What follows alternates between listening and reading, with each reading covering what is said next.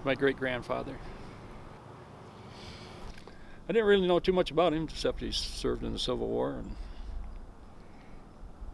that's about it. Yeah, my brother Jack, he was during the Korean War. Brother Larry was in Vietnam with me. He was wounded in Vietnam. He was with the 25th Infantry. I had 2 uncles in World War II, and I had an aunt who was a nurse in World War II. Oh, I think you go in every small town, you start going through their cemeteries, I think you'd find probably pretty much the same thing. I just think that people of Michigan, and I hope of other states, they just have a real commitment to the military. And it's like a family tradition. A lot of times you'll see the father and the sons. And so it's generations of, people that are willing to sacrifice to make this country free.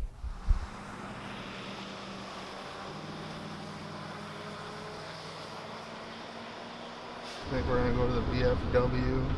I was told my name's on a wall up there. I got put on a wall up there after I got wounded, and that was almost 6 years ago, and I have never seen it. So, yeah, so I'm gonna go find that and see that. I know the day he told me that he did it, he goes, "Mom, you're gonna be mad at me." And I said, "Why would I be mad at you?" He goes, "Well," he goes, "I went and talked to a recruiter today and I signed up for the Army."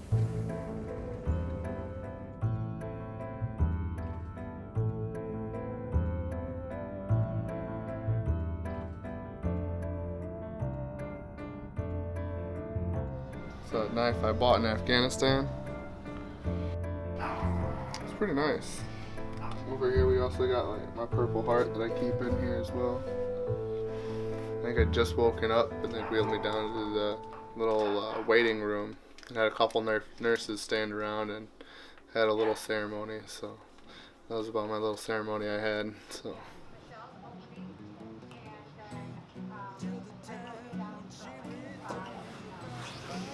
Well, we could move to a table and she can come around and serve. No. Just say, Yeah. a corner. Hey, Right. I'll have one. Yeah. And they come back and give me one.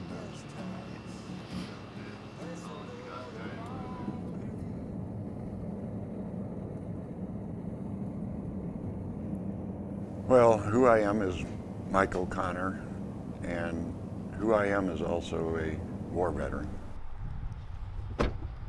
Of course, I'm 70 years old, so I am on Social Security. I'm also on disability with the VA, rated at 100% for cancer, for Agent Orange, for diabetes, numerous other things.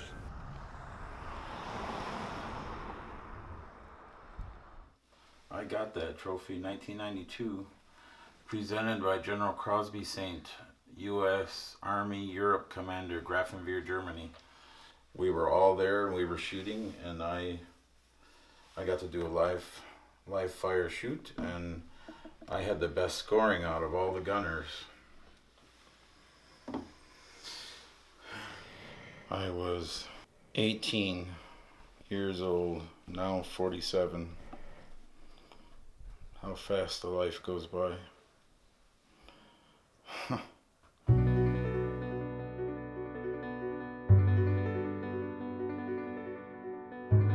Probably a shock would cover it because we knew that he'd been talking to the recruiters, so he was going in when he got out of high school. It was like 2 days after. And then maybe go in. We didn't expect it to be quite so soon after graduation. Yeah. Here's a picture of me when I was, look at me with hair. This is me in high school with all my chains. This is when I was a little asshole, look at that. That's me and a friend of mine named Causey, and I don't remember the other guy's name. This is in Kosovo on a Chinook. I felt that I came home to a very weak reception. My mother, who really I believe didn't like who came home. Absolutely changed. He was a different person. Morning, Carrie.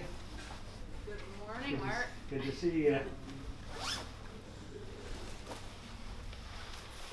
My name is Mark Kane. I'm a licensed psychologist working in rural Michigan, specializing with the dynamics of how trauma affects the mind, body, and spirit. Ever since I've been working in mental health, veterans would show up in our clinics, and they're out here in the rural areas and very underserved because they're very far away from any VA facilities.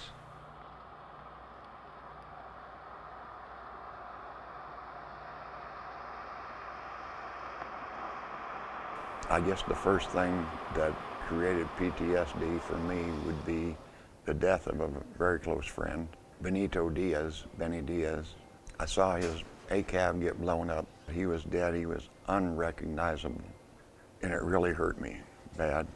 And it was probably the hardest thing I ever did in my life, was talk to his mother. Thank you. You're welcome. I always felt safe when I was with him. He's a very, very tough warrior. You're on that anxious buzz all the time. And it's a hard thing to get rid of that once you get back here. You don't trust crowds, you don't trust people, you don't trust, you don't like people behind you. We didn't notice so much when he came back home, except we felt maybe he was a little quieter, more reserved, but there was a lot of things going on that we actually weren't aware of because he didn't talk much about them. You know, I had never obviously spent a great period of time with him before the war, but I do know what it's like to live with someone with PTSD now, and that's an experience I had never had before, and it's very challenging.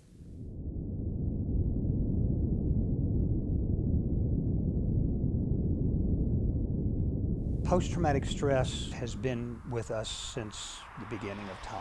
It's in the Old Testament, it's in the Iliad and the Odyssey. In World War I, it was called shell shock. It's been recorded since written time that putting the human being in very overwhelming circumstances, you're going to have a neurological and a moral damage. And it's not really a disease like polio is. It's normal people getting blown up, and they are reacting normally to very unnormal circumstances.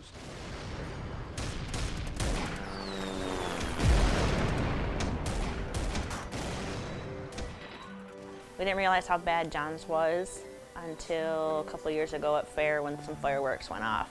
I ended up having a flashback over there, and they were freaking out, and I just walked away, and I honestly have no idea. I don't really remember. I blacked out.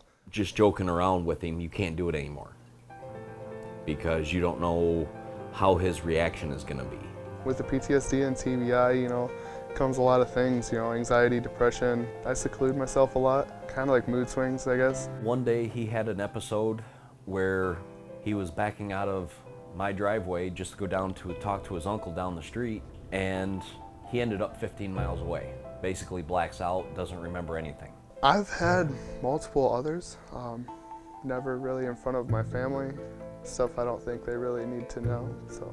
He's had a few instances, but the rest of them weren't as bad as that one. That one, he is really, he's kind of like hiding around the corner and shouting some things, and then he's pushing me, saying, get back, so you don't get hurt. He went and got his gun. He was really back in the war again and not realizing it and everything. I have lots of memory issues and sleep issues and Night terrors almost every night, and to the point of where he crawls around our bed, shooting people, think that he was going on a mission, and he would pull me out of bed to go with him. Sometimes he would grab a hold of me and not realize that it was me.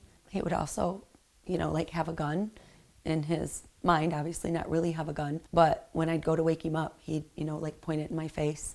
Oh, I believe it's not only affecting me, but also my children. Sometimes I have to tell them when he falls asleep in a chair or something, please go in your rooms, because I don't know what's going to happen, but I just want to ensure their safety. So it was tough. on my way to go see my family, I pulled off and was going to hang myself. Then I got a call from my wife, and she said that my son wanted to talk with me And I had made a promise that when I got home, I was going to play Hot Wheels cars with him. And I realized I needed to get home.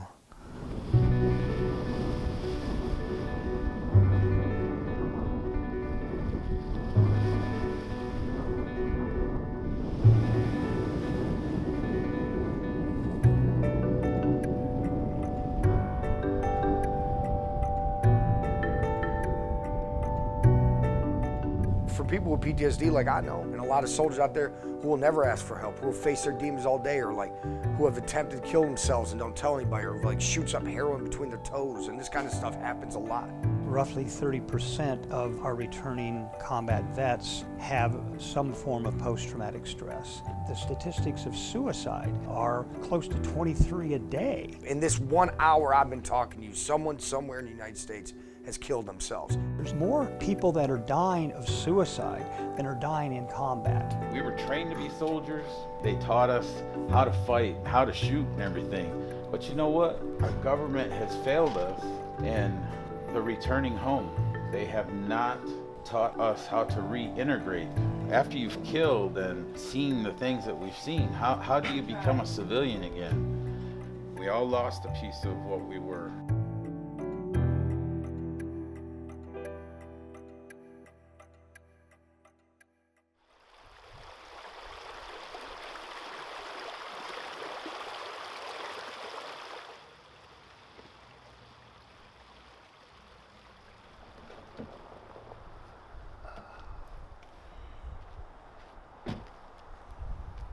I was camping with my wife and I get a call from Dr. Anthony Peterson, who is the director of the Stress Disorder Treatment Unit at Captain Level, because he had been contacted by Patch Adams to have an experiential experiment of seeing what the impact of a humanitarian clowning trip would do with combat veterans. As you can imagine, for somebody who is not a professional clown myself, it's kind of difficult to sell, particularly to people who are combat veterans.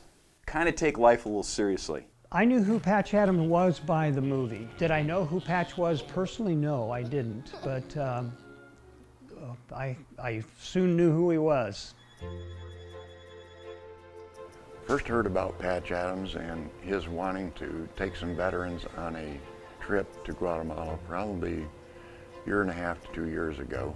Dear Russ, what a thrill to write you and invite you to come and play with me and 10 other clowns and heels for a week-long clown trip with us to Guatemala. Okay, what's her? It's M. Corey, right? M. Corey, yes. And when I first heard about it, I mean, it wasn't like I snickered it off or anything. It just didn't really sound like my cup of tea, which I would have to believe that most vets would believe that. Me? Go to be a clown? Heck, I couldn't even get my shoes on, it seems like at times. I talked to Dr. Kane about it, did some interviews with Patch Adams via Skype, and he personally asked that I and some other veterans go. I said, why not? If we can do equine therapy, and we can do yoga, and we can take them out camping, why not humor and clowning? I thought he was crazy at first. I'm like, what are you talking about? Actually, this sounds terrible, but I never liked clowns. So I didn't know what clowning was about when I really think about it. Yes, good evening. I have a large to-go order over here at Riverview Counseling. 6 of your deluxe pizzas, pepperoni, sausage, and then all the vegetables. Okay, thanks again. See you soon. Bye-bye. Hi,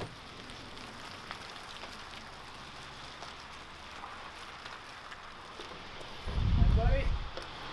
Come on, Doc. See ya. All your buddies are inside waiting on you.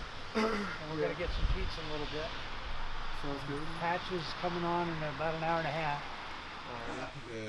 Okay, well, Patch, thank you so much for joining us. We're trying to sell this bill of goods to a bunch of rookies. Why should they go? What do you got to offer? You know, I've done 150 trips, and everybody is affected by giving love. And so, coming on the clown trip, you will accidentally be in a moment where you are relieving suffering, and your heart will melt.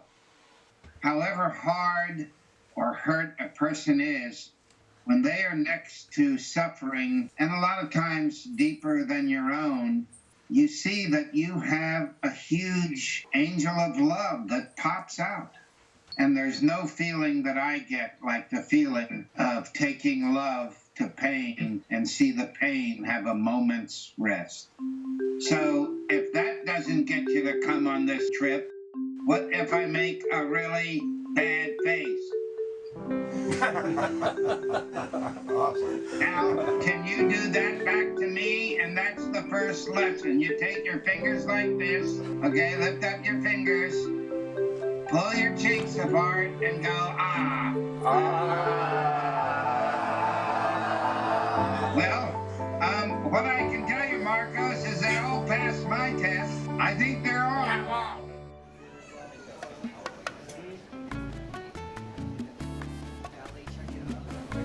Hey, you guys are looking awesome. We do look good. Yeah, Atlanta, Guatemala, huh? Guatemala. Let's just hope that the right people are sitting next to me.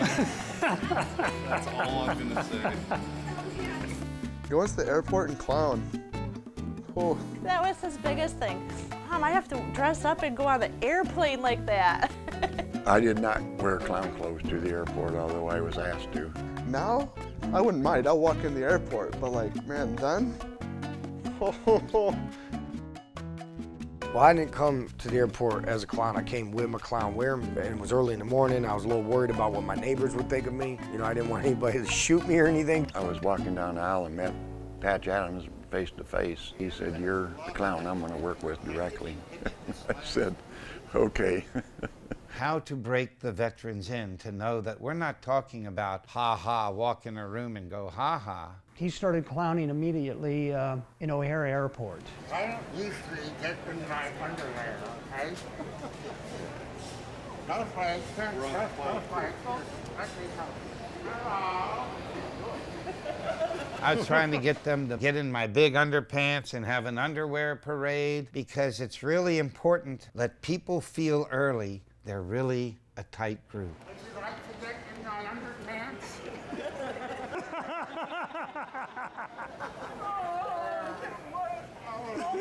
He did a magical thing. I was blown away.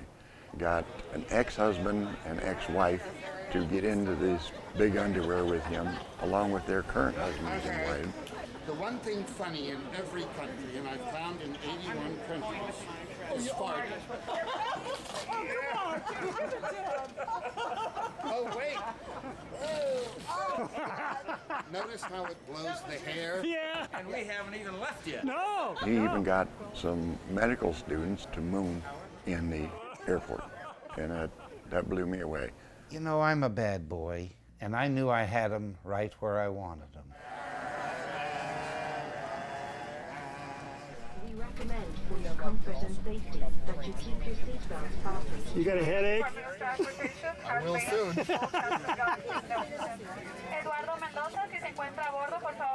So glad you're on board, woman.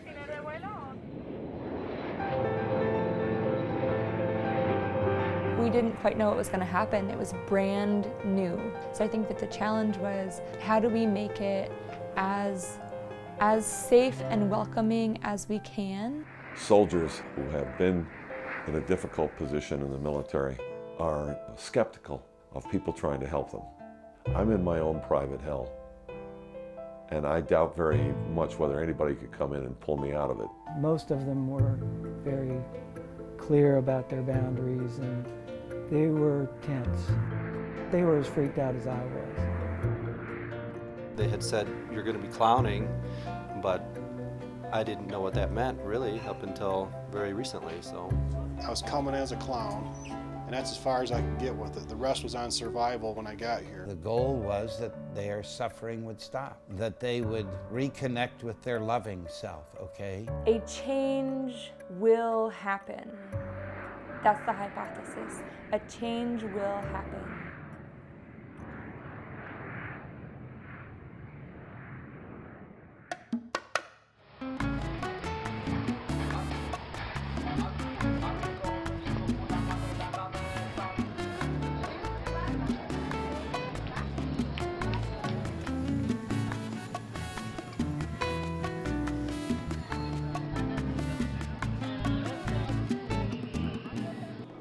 So we got off the plane, and the next morning we had a workshop where the more experienced clowns work with us non-experienced clowns. We give a workshop in the beginning of the clown trips to give people a couple of tools to work with. It's a good prep for the clowning that we're going to do this afternoon. Because what we've all decided to do, what would be a fun thing to do? Let's go to Guatemala and be with suffering people. That'd be a hoot. So this is an instruction in approaches, just getting a little familiar with approaches. When you encounter someone, you have to let them decide how close you get to them, okay? The goal is to see if you can tell by their body language how comfortable they are with what you're doing. So, you know, if someone is there like going like, oh, like, you don't really want to like come and grab them, you know. He's starting to smile, he likes it, it's gonna be okay. Maybe I'll touch, maybe I won't touch him, okay? Is that mostly clear? Calling in reinforcements.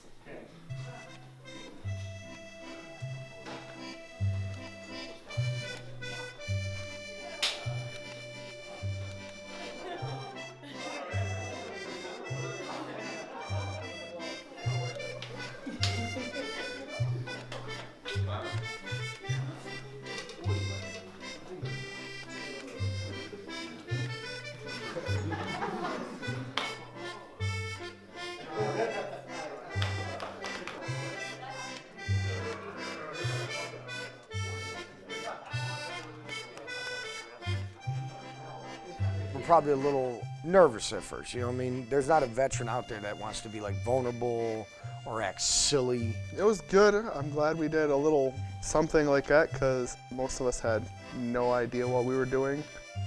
Some people didn't quite know what to do yet, and that made them feel a little nervous. I'm not someone who's used to going around spreading joy to people. So this idea of this workshop of like, now I'm gonna have to go talk to people and like touch them. I don't know, I felt like, you know, maybe I wasn't gonna be that good at this, you know.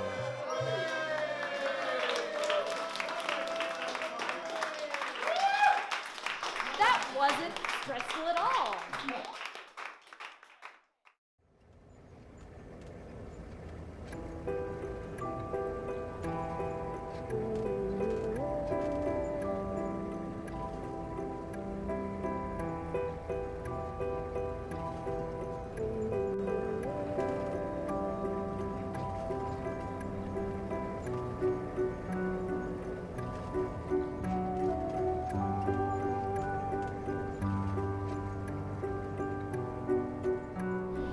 This place is pretty bare bones, and our experience here has been very sweet. The people really need attention and touch and some loving care. You know, think maybe these people haven't been touched kindly maybe in a long time, and they need us.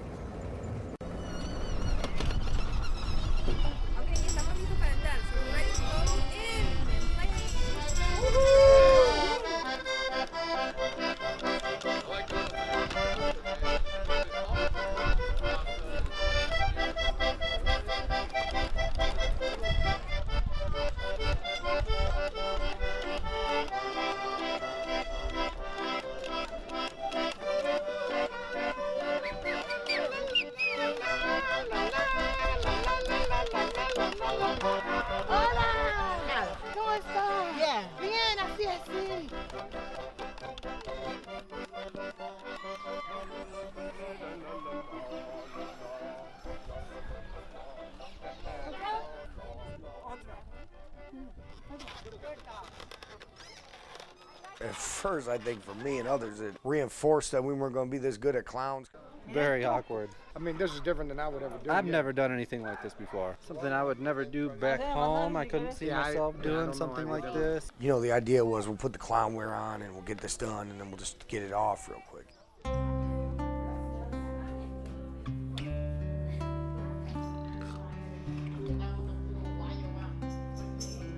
I really didn't think of anything until we got here, and it's like, how am I going to connect with these kids?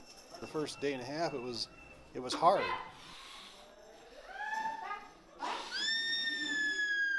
But after 20 minutes or so, you'd find somebody that liked what you were doing, whether it was blowing up a balloon or she just her grinning from ear to ear. It was something else.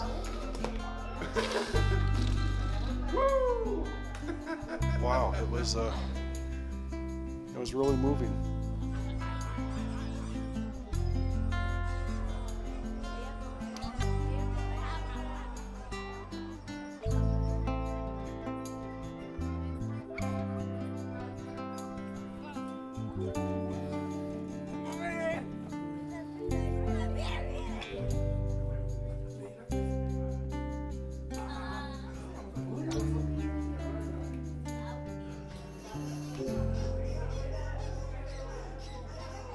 Me and a fellow vet of mine, Joe, we like started messing with this kid. And I think at that point we realized that it doesn't have to be that hard. It's harder when you try to make it harder.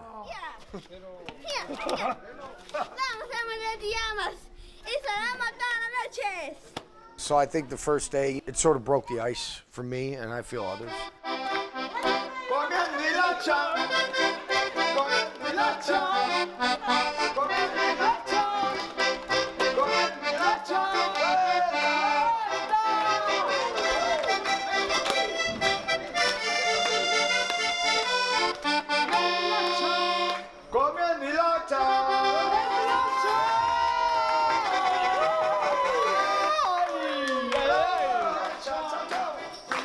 When we left that first day, the kid just wrapped her arms around me and just wouldn't let go.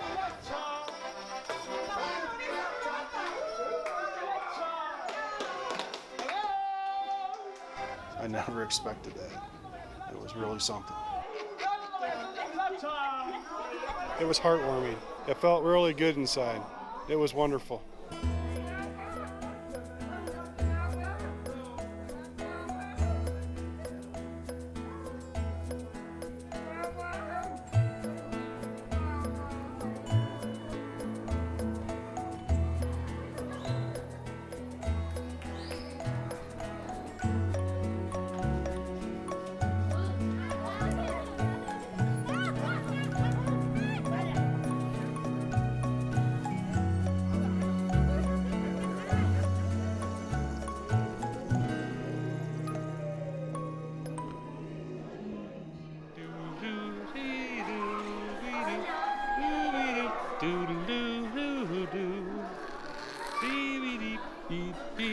From the very first moment, I saw they were with us.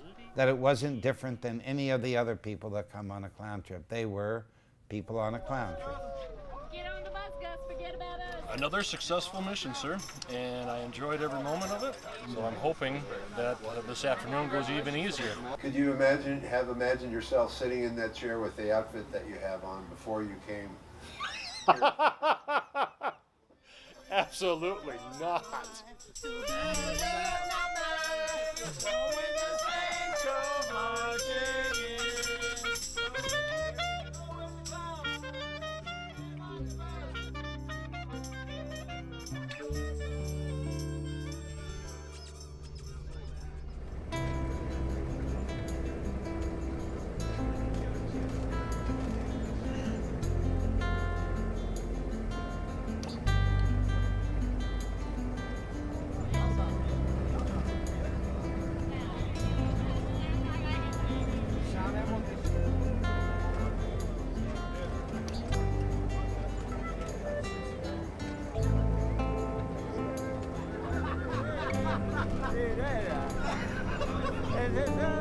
On another side,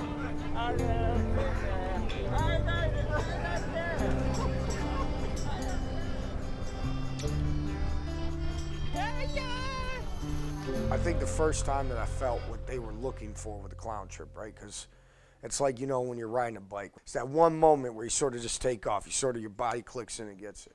I feel that happened, I believe it was the second day, John Paul II's hospital. Everybody goes off on their way. I'm with Joe again. You know, we start maneuvering ourselves through the hallways. Myself and a couple other veterans, we went into this room with this little girl who you could tell was going through a lot of pain and suffering. She was very scared and didn't like clowns. And then her nervousness made me nervous, made us all nervous because we're like, oh great, you know, we just made a worse situation. Just go slow. We just kept sort of trying. Okay, ¿está lista? Pop, pop, pop, pop. Uno, okay. Otra vez? I kind of went, I guess, all in and just put myself out there and used my knowledge of the language to really turn her around. Eventually, just after a few moments, she opened up and her face lit up and she was ecstatic and just having a really good time. At some point in pushing our vulnerability to meet her vulnerability, both sort of helped each other. It's very powerful to see somebody who's in a lot of pain and going through suffering like she was, just to forget about her pain and be happy. And being so worried about this little girl, stopped being worried about myself or any of the anger or any of the things that follow soldiers 24 hours a day, the things that they can't get out of their head, was out of my head. Like a drug, but without a drug. It's not like we took away the pain, we increased her morale a little bit. And so at the end of it, when I left, I could feel where this was going, where that trip was really moving because of the way I felt.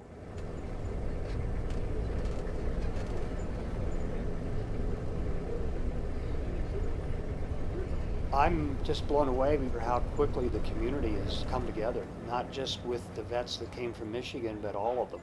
Last night it was a cacophony of community and conversation and love. 2 hours after the dinner, they were still talking together and risking sharing and risking being vulnerable.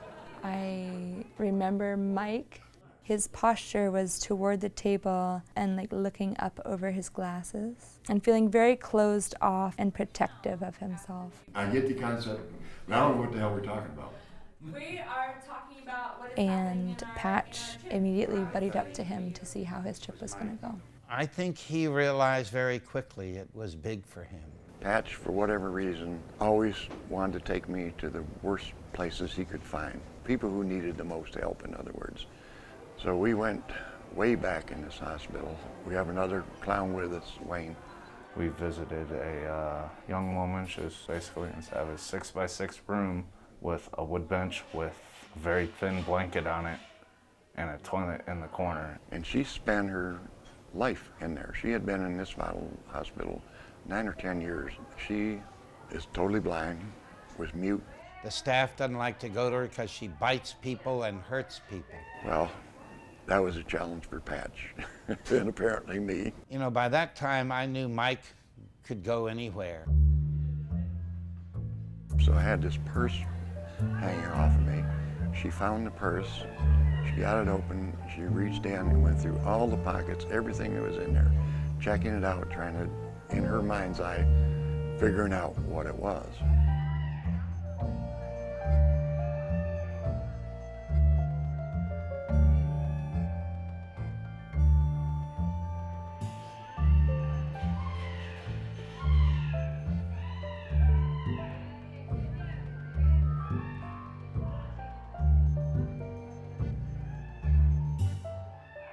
And then finally, Pat said, let's get her up. So got her by the hands, got her set up, and he said, take her for a walk. This girl has not been out of this cage for 9, 10 years. I wasn't sure she could walk. I didn't know. So Wayne and I each got one arm, got her to stand up, and we took her out of that cage, and we walked her around the hospital.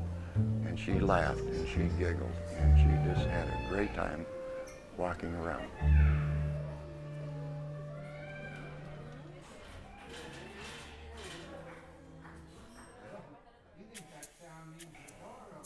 I've never actually experienced clowning or joking around or bringing joy into other people's lives. I don't know. And to be able to do that as a clown with everything else I got going on, it's just almost overwhelming. And without this trip, I wouldn't have known that I was capable of doing that.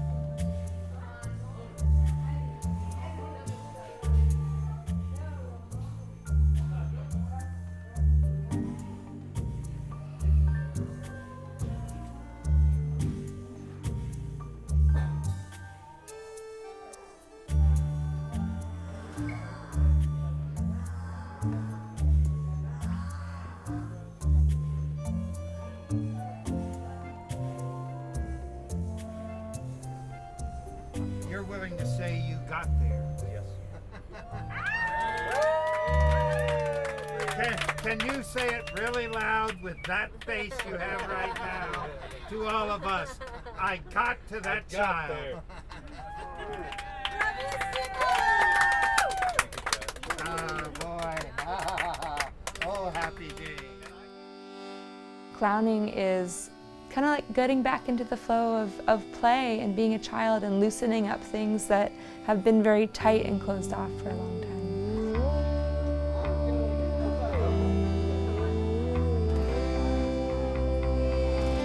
Camino en la tierra, luces a mi alrededor, voces que se pierden en el espacio exterior, ojos que se abren, descubriendo un corazón. I have found that when I put the nose on, I'm a totally different person, and I kind of enjoy that guy.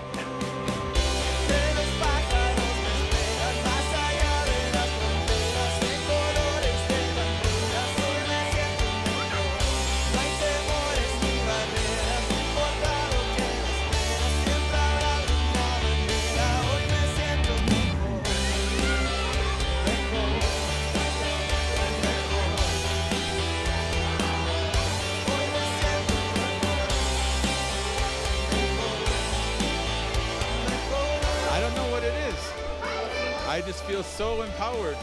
I feel like I'm here to heal myself, but this experience is making me feel like I'm here and I'm helping other people, and it's a wonderful feeling. I don't feel comfortable. I don't sleep at night. I always watch my back. I look for snipers everywhere I go, as stupid as that sounds. I've slept like a baby since I've been here. I feel like I got guys all around me, got my back. I don't know, I feel young again. I forgot how to play. I forgot how to have fun. I forgot how to smile. Our little boys, they fart on each other, and I just be like, why are you doing that? That's disgusting. And here, everybody's farting on each other, and I'm just like, that is funny. I learned how to play. Like I told you before, what is love? I never knew it. But what I see here, if this is what it is, I like it.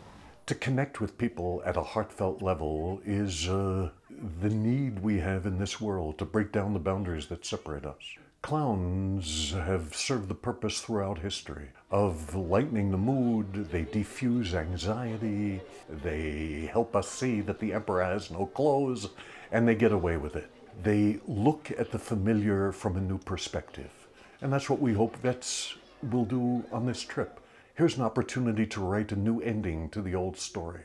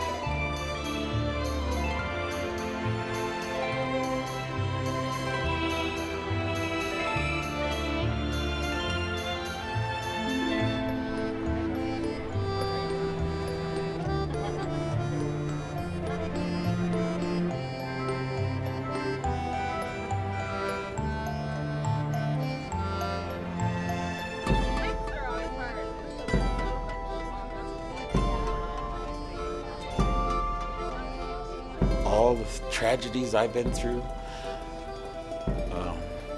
just chalk that up as chewing my way out of a chrysalis and trying to find my beauty and grow into a wonderful butterfly.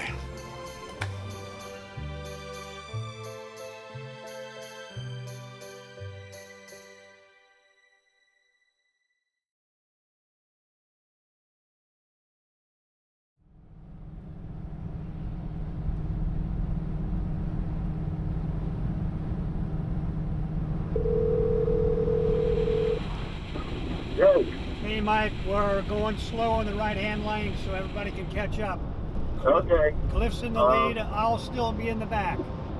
Well, I see you. I see everybody. I see everybody. Okay. Yep. Okay. Okay, we see you. We as soldiers are always looking for our squad. You know, you never will find brother and sisterhood the way you find in the military. And having this group of clowns now that are vets has psychologically helped me a lot. You actually give back the veteran his squad, but this time his squad's pushing peace instead of anger. In a way, you guys have kind of run this a little bit like a military operation, which is a good thing, not a bad thing, because we get it. You know, when I got out, I took my dress blues, my medals, and everything, and I threw them away. When I came home this time from clowning, I grabbed my stuff and I showed my kid. I go, hey, look what I wore. He goes, Dad, you are fucking nuts. We got a platoon of clowns now, and there will be more because of you. James Lovell Stress Disorder Treatment Unit is a voluntary program for those who want to learn about PTSD and tools on how to handle it. It's a one-of-a-kind facility in North Chicago. Yeah, I've been there once. I've been there 3 or 4 times, but it was a place that really helped me a lot. And it made sense to return to Captain Lovell as clown so that the West Michigan vets could show other vets just how impactful and how powerful it is. Oh, you mean like recruiting? We should be maybe going and showing military hospitals here in the U.S. and showing, hey, this is what we are doing as combat military clowns. Clowns recruiting other combat vets to become clowns. So that's what we're on this mission for. We're going in convoy. Yeah, we're headed over to North Chicago. We're a bunch of us from Kane's group, and we're going clowning. It's going to be nice kind of show some of what we experienced with going to Guatemala and what it can do for them. I think it can be a life changer for a lot of people.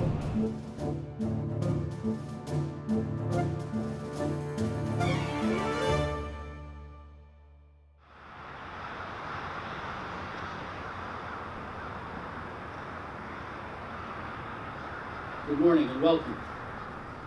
Young men, good morning and welcome.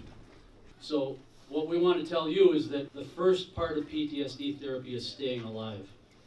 Everybody here knows men and women who have not been able to stay alive. You're going to hear from Angela, you could hear from Paul, you could hear from Dave, you could hear from John Becker, you can hear, we got World War II vets. But that's what we do on Friday. We use expressive therapy to see if we can work with emotional numbing. Anybody here got emotional numbing?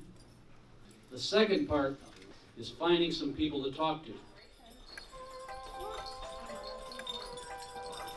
And we know more are coming, and we have special guests today and people who are returning. Some are returning incognito. Bring in the clowns! Da, da, da, da, da, da, da. We were welcomed with open arms as clowns, many of them combat clowns. Each clown shared on the microphone about their experience, and those people that were there that morning were very moved. They were working with World War II vets and other veterans that were on the stress disorder treatment unit that they had been on years before. It was a celebration. And then I started doing some silly stuff with some other people next there. You want to see my raccoon? I did a trick with my hat, and then I realized this is what I'm supposed to do. It was nice going to help people that have been in the same spot I was. They're like, hey, you guys could all have red noses come next year if you guys really want to. I'm Herb, U.S. Marines, 91 Gulf War, U.S. Army, 05 Iraq. Clowning was brought my therapy and healing to a new level I never thought obtainable. It's a wonderful and amazing experience. Since the trip, I feel like I've made more connections with people than I have in years. That's, to me, just mind-blowing. Hey, buddy. How's it going? Good. It completely changed my life. I've been clowning now since I've been home. I go to the grocery store, go to the bank. All it takes is red nose and willing to make people laugh, and you're good. The openness to be a child again, to be able to wear a smile on my face 24 hours a day for 7 days is just fantastic. Clowning around like that, how can that change you? It sure as heck does, don't it? I mean, man. It's extremely unusual. It's a bizarre thing, but I think from that bizarreness comes possibility. This is my wife, Sandy. This is her first time clowning, so thank you. I'm working on trying to open up more, which is something that this whole clowning thing is helping with as well, you know. Since the clowning came into his life, he has gotten so much better. I'm grateful for the clowning. Sorry. And he also met a girl down there he's been talking to, so. Next question. That's not always a bad thing. What do you think? Yeah. I love that Mike has gotten involved in future trips. I love that he gets it, and I think we knew we were going to stay in touch. We've stayed in real touch since then. I think Mike has so much to give now. We're interested in having him as staff. That's an incredible thing. I've never seen anybody who's been so down in life who comes back so strongly. I have a brother in Michael. I'm not sure on a clown trip I've ever gotten closer to someone than I've gotten to him. Guatemala, when he come back, he had a blast. That's about it. I'm bursting with love. It's something I haven't experienced in a long time. I've survived a really big plane with a really big cannon in front of it, so I'm not worried about death anymore. But I have to start focusing on life. Their faces look different. It's physically transformative, and that's been really interesting. I didn't expect that to happen. You can feel the genuine love and stuff that comes through on this trip. I think for the first time I'll be able to talk to my son and kind of tell him what I've been going through all my life. If it could be expanded out, it would be a great way to start decrease the suicide, because this thing is out of control right now. You imagine how many other people could step up if just an inkling of if this program expanded and it wasn't just you're given drugs to make you feel better. All of us are just a product of where we came from. You're not supposed to be 19 years old and do things that you do. You're not supposed to be trained and brainwashed to do certain things. So there needs to be alternative healing. And something like this would be perfect. It's not going to be a pill in a checkbox that solves the problem.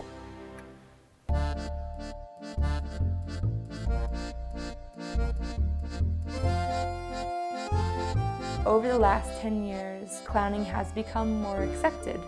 Hospital clowns are being requested or required in some places around the world. Israel has a big hospital clowning culture. Argentina just passed a law in Buenos Aires that there have to be hospital clowns on staff.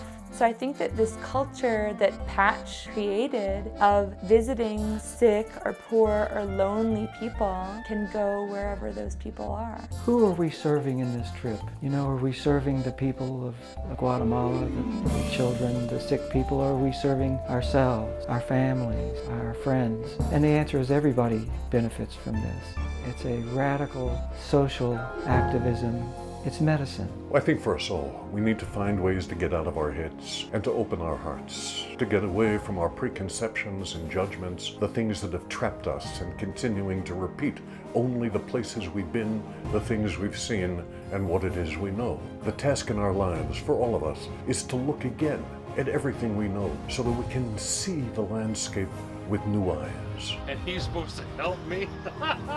If we can make it work, then we're reaching an evolutionary step in the treatment of PTSD, right? I don't care if I'm in uniform or I'll put that nose on. I think I'm probably going to try some clowning when I get home. It's okay to be a little fucking crazy. I would love to be on the staff and help these wounded warriors. I don't care how bad you are, how mean you are, or how nice you are, or whatever the fuck you think you are. Come with us and we'll change you. Your life will be so much better. You'll be impressed, go home, your family will love you, everybody will love you, and I'll love you. Thank you.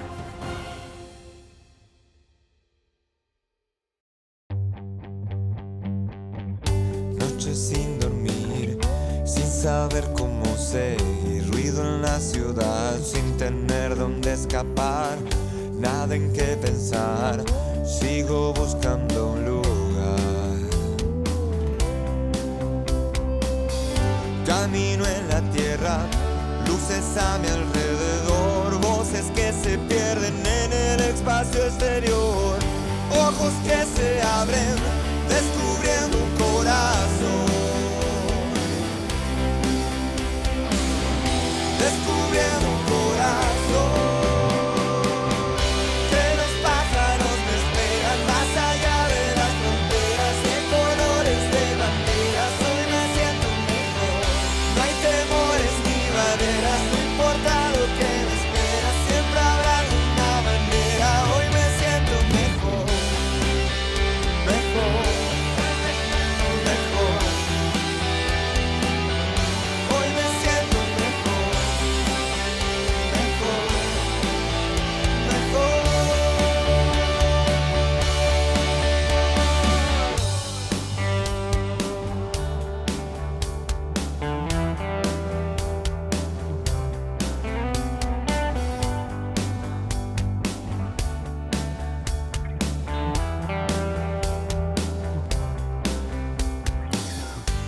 Escoge la verdad, risas en la oscuridad, viento que me ronda y no me deja pensar. Te miro y lo entiendo mientras te vuelvo a olvidar. Camino en la tierra, luces a mi alrededor, voces que se pierden en el espacio exterior, ojos que se abren, descubriendo un corazón, descubriendo un corazón. Que los pájaros me esperan más allá de las fronteras y colores de banderas. Hoy me siento mejor, no hay temores ni barreras, no importa lo que me espera, siempre habrá alguna manera. Hoy me siento mejor, mejor, mejor. Hoy me siento mejor, mejor, mejor.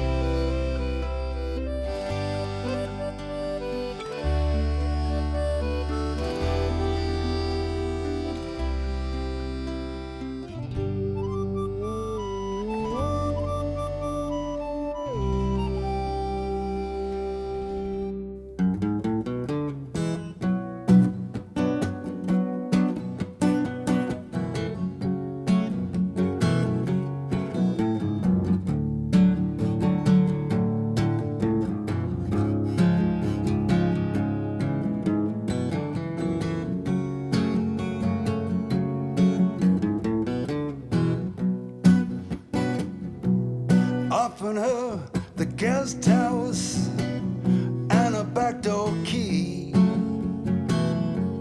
Took her loot as a payment, held it on my knee. As she disappeared into the cool night, climbing down the sweeping stair, I offered her the guest house and a back door key.